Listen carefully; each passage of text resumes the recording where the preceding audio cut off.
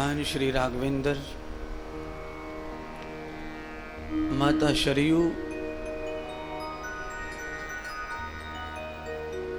अयोध्या में विराजमान सभी तीर्थ, शिव महापुराण,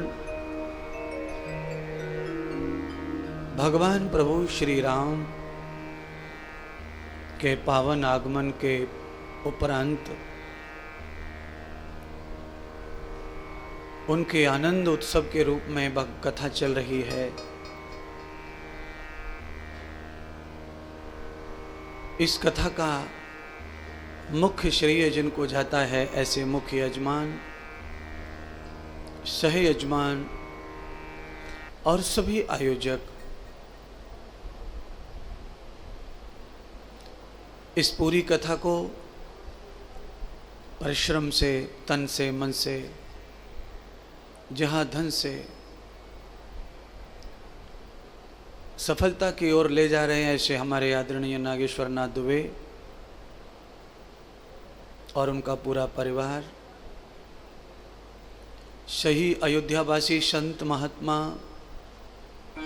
और आप सब आए हुए शिव कथा के प्रेमी, राम के प्रेमी, दूर दराज बैठे हुए देश विदेश में सभी श्रोता, हमारे प्रियजन, भक्तजन,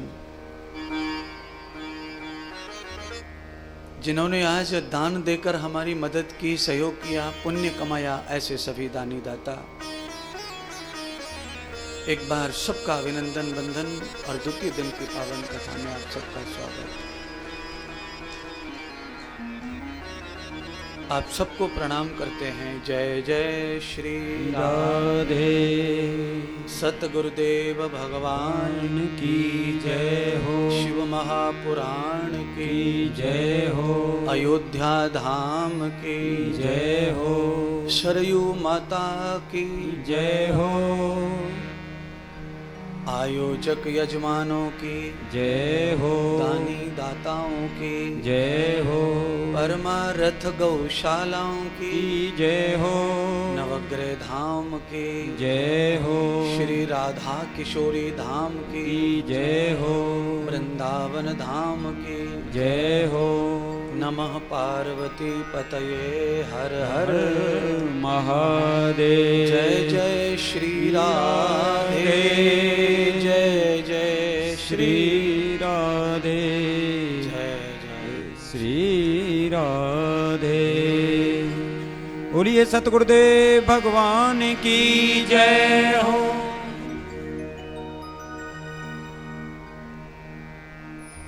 राम नाम हृदय धरो, जले जन्म को पाप।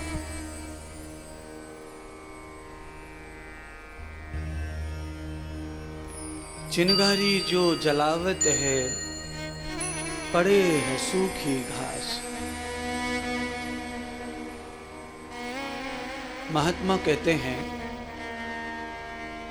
कि जिस प्रकार से चिनगारी आग की सूखी घास में पड़ते ही घास को जला के राख कर देती है,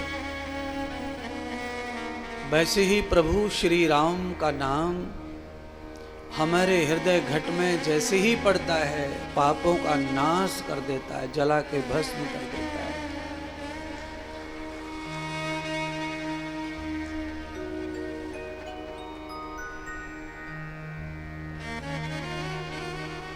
संतों की वाणी से यह सिद्ध हो गया कि भगवान का राम किस लिए जरूरी है।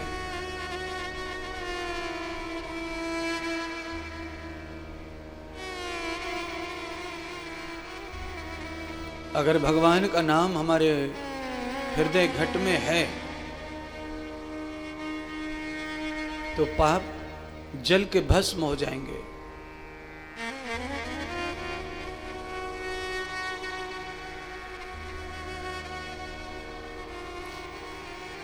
और महात्मा कहते हैं, राम नाम को दीपड़ो, धरियो देहरी आस। और जो जल तो ही दीपड़ो, अंधियारो न आवे पास। पुराने जमाने में जब बहुत ज्यादा विकास नहीं हुआ था लाइट का, बिजली का, अंधेरे को मिटाने वाले उपचारों का, तब दिया जलता था अंधेरा मिटाने के लिए। और दिए भी बहुत ज्यादा नहीं हुआ करते थे, एक घर में 1-2 दिया, एक पुरुषों के यहाँ, एक स्त्रियों के यहाँ। पहले स्त्री और पुरुष एक साथ में नहीं रहते थे, घर में अलग अलग बंटवारा हो जाता था रात्रि में। ये पुरुषों का हिस्सा है, ये स्त्रियों का हिस्सा है। यानी कि घर के बाहर के हिस्से में पुरुष, दादी, बहू सब अंदर, दादा, बेटा, पोता सब बाहर। तो एक दिया बैठक में और एक दिया घर में, 2 दिए। और मुझे लगता है भगवान ने इसीलिए सबको 2 आंख दी हैं, एक अंदर घट को देखे और एक बाहर के घट को देखे। अब तीसरी जो आंख है वो हम सबको तो नहीं मिल सकती, उस पे तो किसी अधिकारी का हक होगा तो मिल भी सकती है। तो किसी किसी घर में एक ही दिया होता था, 2 नहीं होते थे, क्योंकि पहले हर चीज का अभाव, मिट्टी का तेल भी मिलता नहीं था सरकार कंट्रोल से, राशन की दुकान से, तो बचा बचा के घर चलाना पड़ता था। तो देहरी पर रख देते दिया को, बाहर अंदर उजियारा। इसीलिए राम नाम का जो दिया है अगर हृदय में रख दिया जाता है तो बाहर की दुनिया भी प्रकाशित होती रहती है और अंदर की दुनिया भी प्रकाशित होती रहती है। राम नाम को दीहड़ो, ये कोई राजस्थानी बाबा ने लिखा लगता है।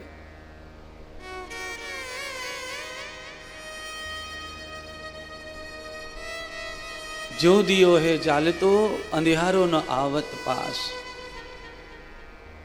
अंधियारे का मतलब होता है अज्ञान,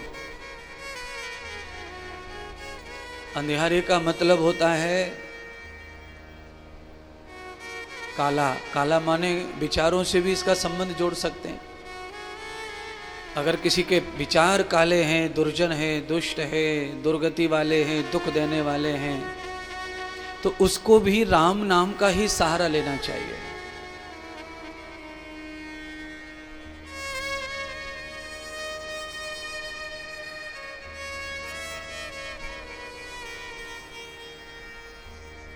भागवत में कथा आपने सुनी है, पर याद करा दूं। वासुदेव भगवान को सिर पे पधार कर गोकुल जा रहे हैं और उस समय यमुना तो बहुत वेग पर थी, यमुना बहुत चढ़ी हुई थी, बाढ़ आई थी।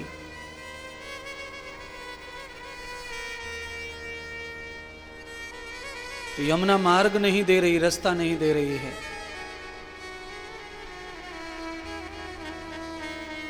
बहुत बड़ी समस्या खड़ी हो गई, दिन निकलने वाला है, तो क्या करें।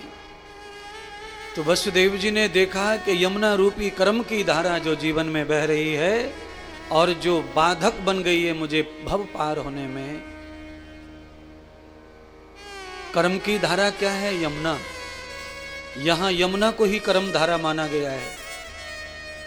हम सबके जीवन में कर्म की धारा यमुना रूपी बह रही है, पर उस यमुना रूपी धारा से हम भव पार नहीं हो पा रहे हैं। उसका कारण है कि कर्म का जो भाव है वो हमने पकड़ रखा है। और वसुदेव जी ने किया क्या कि भगवान को सिर पर पधराया और प्रभु से भाव देखिए, भगवान का जो चरण है वो वसुदेव के सिर पे रखा है। तो वसुदेव जी ने उस कर्म रूपी जमुना धारा को कहा कि रास्ता दे दो, तो वो नहीं दे रही है, खड़ी हो गई है कि तुझे पार नहीं होने दूंगी।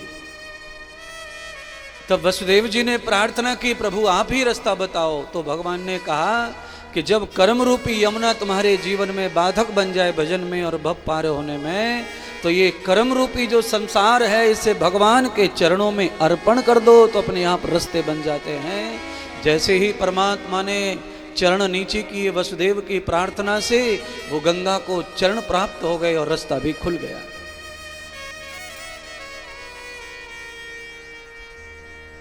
मुझे भी ये अनुभव है, मैं भी ये अनुभव करता हूं। जब कोई बहुत बड़ी बाधा माया खींच दी अपनी ओर,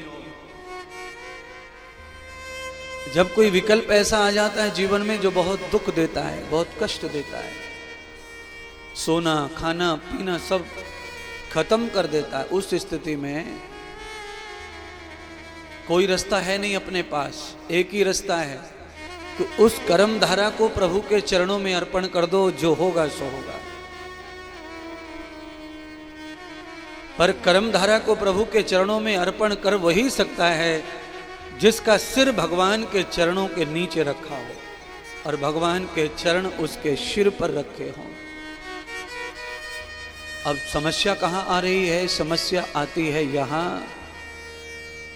कि हम अपने चरण दूसरों पर रखना तो चाहते हैं पर किसी का चरण रखवाना नहीं चाहते अपने ऊपर। किसी का चरण भूल से पड़ भी जाए हमारे पैर पे, घुटने पे, जांग पे, तो हम तो अर्रा के पड़े, तेरी फूट गई का, तुझे दिखे ना ही का, देख के नहीं चल सकता क्या?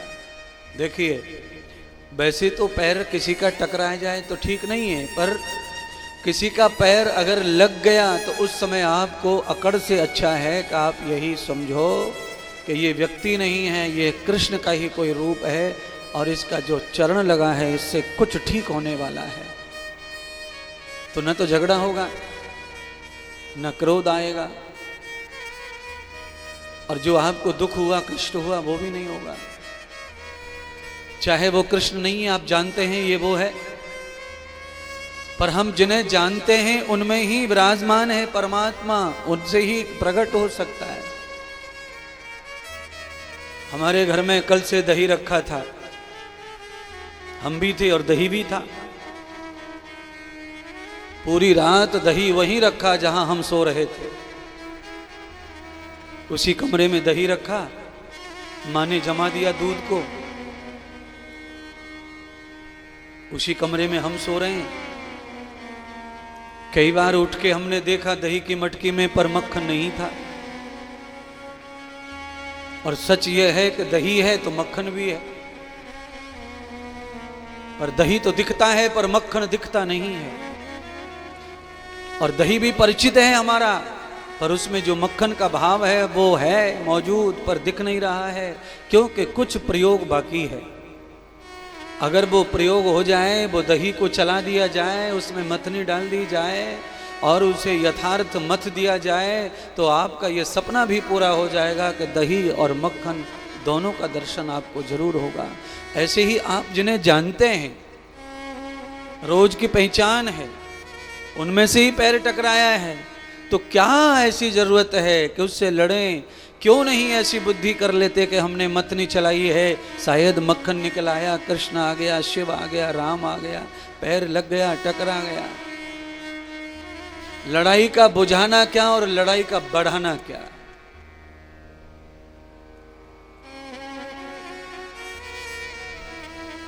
आग को जलाना है, बढ़ाना है तो तेल डालो, घी डालो, वही चम्मच है। तेल जैसा पदार्थ, घी जैसा पदार्थ, पानी जैसा ही है, पर पानी डालो तो आग बुझती रहती है और घी डालो तो आग बढ़ती रहती है।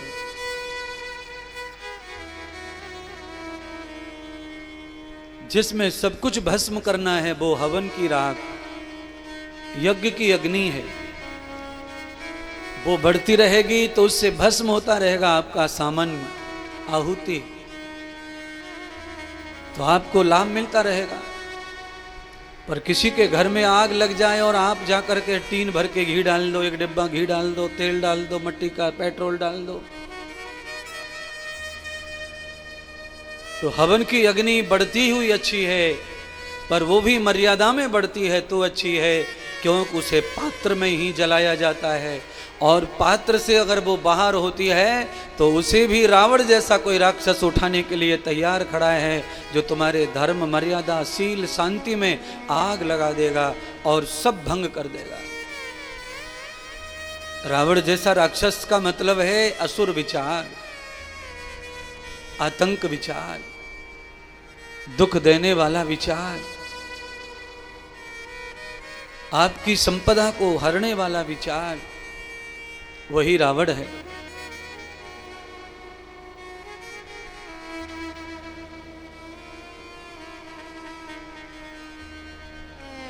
राम नाम हृदय के अंदर जरूर रखो। कल मैंने कहा था कि राम नाम भक्ति से क्या मिलेगा, तो आज आपको उत्तर मिला। एक महात्मा कह रहे थे ना, वो जोर जोर से चीख चीख करके कुछ कह रहे थे, तो आज सम्मेलन में वो महात्मा कह रहे थे कि भगवान शंकर का धाम कहाँ है, तो कहा काशी है। तो शंकर से पूछा भगवान राम ने, तुम काशी में रहते हो, वहां मुक्ति कैसे देते हो लोगों को?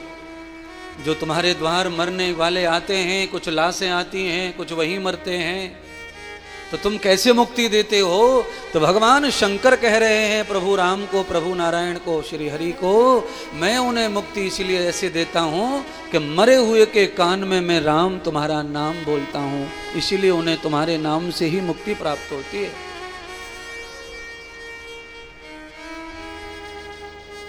बात तो सच में कांटे की है, जबरदस्त बात है।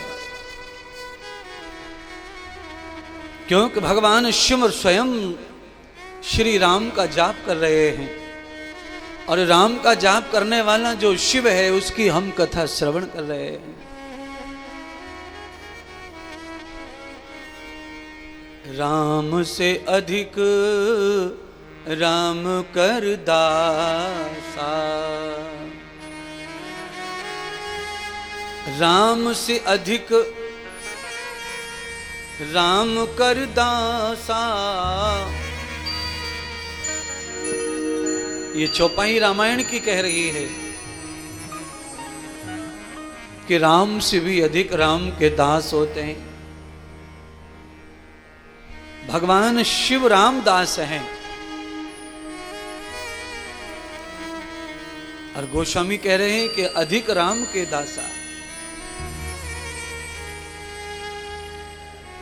राम से अधिक राम का नाम बलवान होता है, राम से अधिक राम के भगत बलवान होते हैं। तो शिवजी का तो तीसरा नेत्र ही इसीलिए खुला है क्योंकि वो राम को निरंतर देख रहे हैं, हम नहीं देख पा रहे हैं। हमारे नेत्र दोनों खुलते हैं या तो दोनों बंद होते हैं। आप एक आंख खोल करके जरा 2 मिनट 1 मिनट दिखाओ, एक आंख बंद करो, एक आंख खोलो, दिखाओ जरा। फिर आपको यूं हाथ रखना पड़ेगा तो ही आपकी एक आंख बंद और खुली रहेगी घंटे 2 घंटे। अगर आपने यूं करके बंद रखने की कोशिश की तो ये बंद हो जाएगी, ये खुली नहीं रहेगी। एक ही साथ बंद होगी, एक ही साथ खुलती है, क्योंकि हम जीव हैं, शिव ब्रह्म स्वरूप हैं।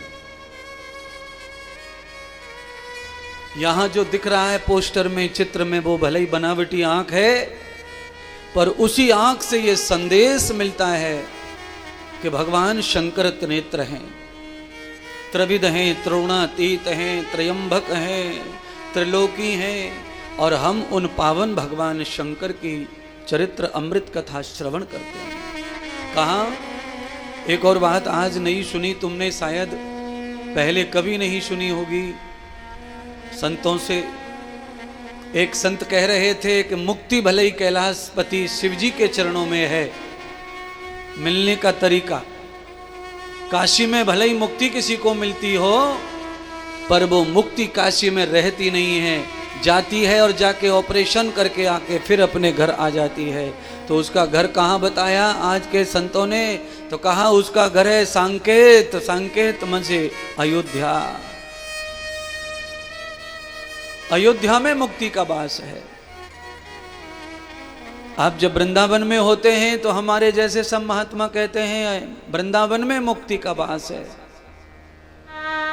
सब कथा का एक निचोड़ है, जहां भक्ति है, जहां प्रभु राम का नाम है, वहीं मुक्ति है। भक्ति मुक्ति साथ रहते हैं। मुक्ति अलग नहीं रह सकती, जैसे बैंगन का छिलका अलग नहीं रह सकता बैंगन से, सेब का छिलका सेब से अलग नहीं रह सकता, आम का छिलका आम से अलग नहीं रह सकता। अगर आपने उसे अलग कर दिया भी, अलग हो भी जाए तो आम टिक नहीं सकता, सेब टिक नहीं सकता, बैंगन टिक नहीं सकता। आम खत्म हो जाएगा, बैंगन खत्म हो जाएगा, सेब खत्म हो जाएगा, सब काले पड़ जाएंगे, ये तीनों फल काले हो जाते हैं। ऐसे ही मुक्ति और भक्ति अलग हो गई तो कोई न कोई एक काला पड़ जाएगा। हम सब लोग काले क्यों पड़े हैं, हम सब लोग बेकार क्यों पड़े हैं? क्योंकि हम अलग हो गए ब्रह्म से, परमात्मा से। हमारी दुनिया अलग हो गई है, हमारा कर्तव्य अलग है, हमारी विचार अलग है, उसके कारण हम काले हो गए, हमारे काले काले विचार पैदा होते रहते हैं। आज अच्छा कल बुरा, कल अच्छा परसों बुरा, अभी अच्छे थोड़ी देर में खराब, थोड़ी देर में अच्छे फिर खराब। ये सब इसीलिए हो रहा है क्योंकि हम अलग हो गए हैं ब्रह्म से, परमात्मा से।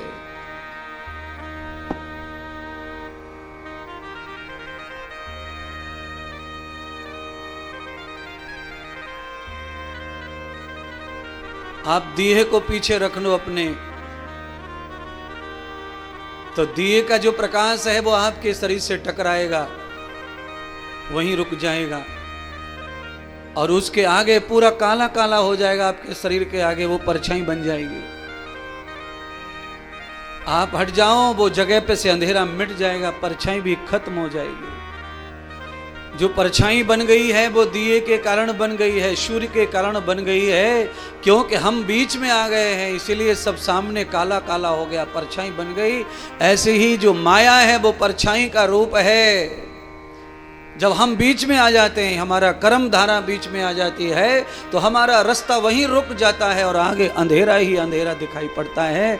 और जब वहाँ से हटकर उस कर्म की धारा को परमात्मा रूपी दीपक के लिए छोड़ देते हैं, तो वो अंधकार समाप्त हो जाता है, वो परछाई समाप्त हो जाती है और दूर तक प्रकाश हो जाता है।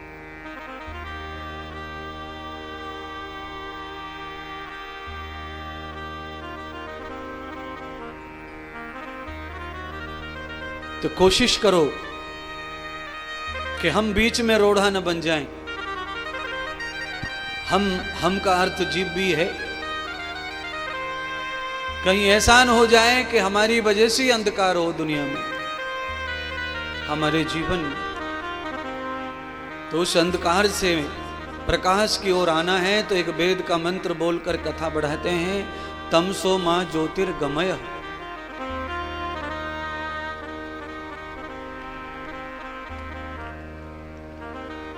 ये वेद का मंत्र कह रहा है, वही सीख लो। तमसो मां ज्योतिर्गमय।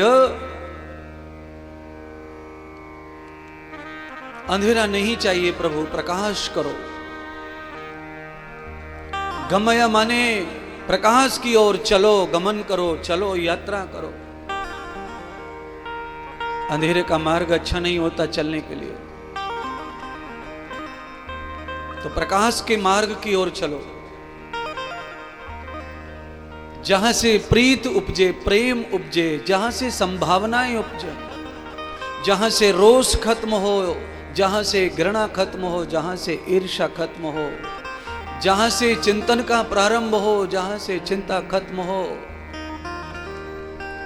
ऐसी व्यवस्था प्रकाश में चलने से, प्रकाश से चलने से ही खड़ी होती है। भगवान सूत जी सौनक आदि ऋषियों को यही सिखा रहे हैं। मैं भी आपको यही सिखा रहा हूं। एक छोटा सा भजन गुनगुनाइए, फिर आपको समझ में आ जाएगा कि मैं क्या बता रहा हूं। जिंदगी का सफर करने वाले अपने मन का दिया तो जला ले। जिंदगी का सफर करने, जिंदगी का सफर करने वाले, जिंदगी का सफर करने वाले, अपने मन का दिया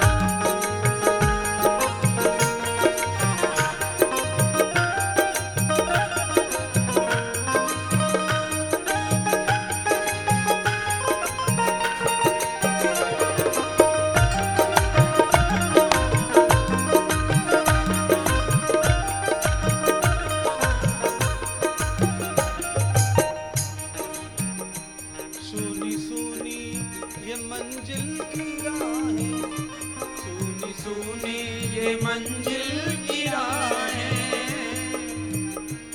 चूमना तेरे चरणों को चाहे, चूमना तेरे चरणों को चाहे।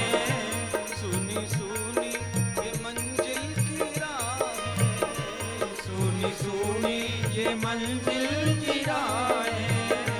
चूमना तेरे चरणों को चाहे, चूमना तेरे चरणों को चाहे।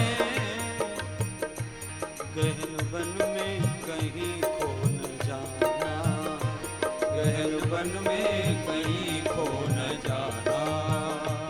भटक जाए न तेरी निगाहें, भटक जाए न तेरी निगाहें। रोशनी से कदम जगमगा ले, रोशनी से कदम जगमगा ले।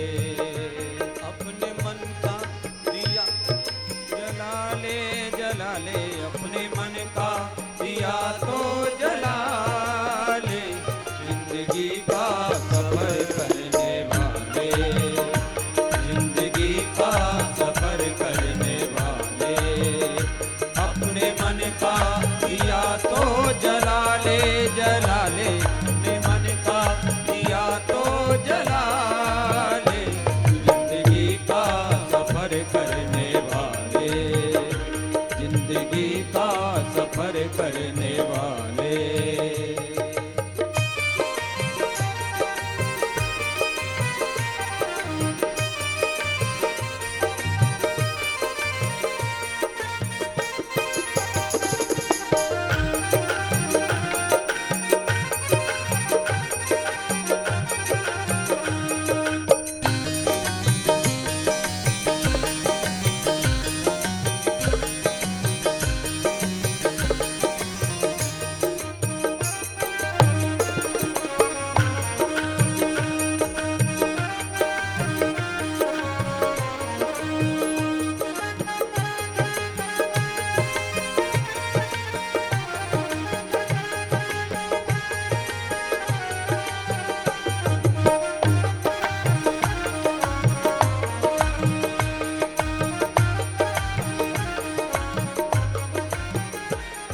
आत्मा कष्ट क्यों सह रही है, आत्मा कष्ट क्यों